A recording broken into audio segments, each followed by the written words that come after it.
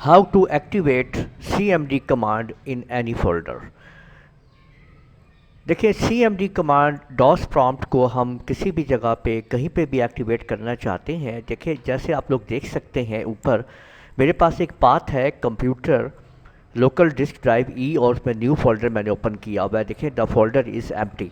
मैं इस जगह पे cmd कमांड के ज़रिए काम करना चाहता हूँ, कुछ फोल्डर बनाना चाहता हूँ डॉस प्रॉम्प्ट के ज़रिए। इस जगह पे मैं एक्टिवेट करना चाहता हूँ। तो अगर मुझे यहाँ पे इस जगह पे अपना cmd कमांड लेके आनी है तो बस आपने क्या करना है कि आपने इस जगह पे ऊपर एड्रेस बार को आप लोग डिलीट कर दीजिए और यहाँ पे बस cmd लिख के एंटर कर दीजिए। तो आप देख सकते हैं कि ई ड्राइव में न्यू फोल्डर में आप पहुँच चुके हैं इस जगह पे। अब देखिए मैं यहाँ पे फोल्डर यहाँ से तैयार करूँगा तो मैं करूँगा यहाँ पे md और उसके बाद जो फोल्डर का मुझे नाम देना है मैं यहाँ पे दे देता हूँ। मैंने यहाँ पे rma के नाम से एक फोल्डर बनाया है md_rm में। तो आप देख सकते हैं कि मैं जैसे ही एंटर प्रेस करूँगा तो आपके सामने यहाँ पे देखें rma का फोल्डर आ गया है। और अगर मैं एक कमांड के ज़रिए कुछ मज़ीद फोल्डर यहाँ पे बनाना चाहता हूँ तो मैं यहाँ पे क्या कर सकता हूँ, मैंने md किया, ठीक है, तो a1 space A2 space A3 space A4 space A5 space A6 space A7 space A8 space A9। आप ये देख सकते हैं कि मैं md कमांड के ज़रिए एक ही वक्त के अंदर आपके सामने 9 फोल्डर्स मैंने यहाँ पे क्रिएट कर दिए हैं।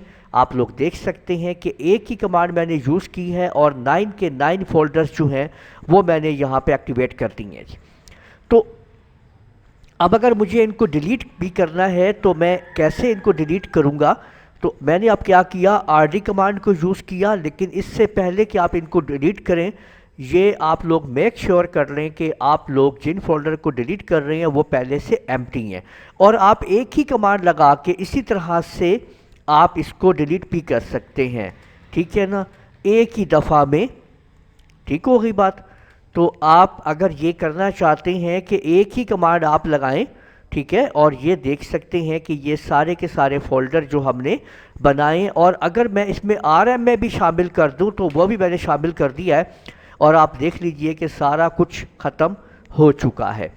इसी तरह से अगर आप लोग ये देखते हैं कि अगर मैं यहाँ पे एक फ़ोल्डर बनाता हूँ, ये आपके सामने देखें md, और मैंने इसको abc के नाम से फ़ोल्डर देखने मैंने बना दिया है। तो आपके सामने देखें कि md abc आ चुका है। अगर मैंने इस फोल्डर के अंदर जाना है और इसके अंदर काम करना है तो मैं कहूँगा cd चेंज डायरेक्टरी और abc, ठीक है। तो अब आप ये देखें कि इस टाइम मैंने, आप लोग देखेंगे कि मैंने इसके अंदर मैं आ चुका हूँ। अब आप यहाँ पे देख लें और अब मैं यहाँ पे md कर रहा हूँ, abc एंटर कर देते हैं। तो आपको ये बताऊं कि जब मैं इसको ओपन करूंगा तो देखिए इसके अंदर आपके सामने एक फ़ोल्डर और मौजूद बन चुका है। जी आप लोग देख सकते हैं कि फ़ोल्डर के अंदर जो है वो आप देख सकते हैं कि फ़ोल्डर बनाया जा चुका है। अब यहाँ पे अगर मुझे ये एक्शन लगाना है कि इसको मैंने ख़त्म करना है इसके अंदर से, तो अब देखें मैं इसके एक कदम पीछे आने के लिए मैं cd डबल डॉट करूँगा और एंटर कर दूंगा। तो आप देख सकते हैं कि मैं कदम पीछे आ चुका हूँ यहाँ पे, ओके। और अब मैं यहाँ पे कह रहा हूँ आपके सामने कि rd और abc के अंदर से गुज़र के abc को ख़त्म कर दो।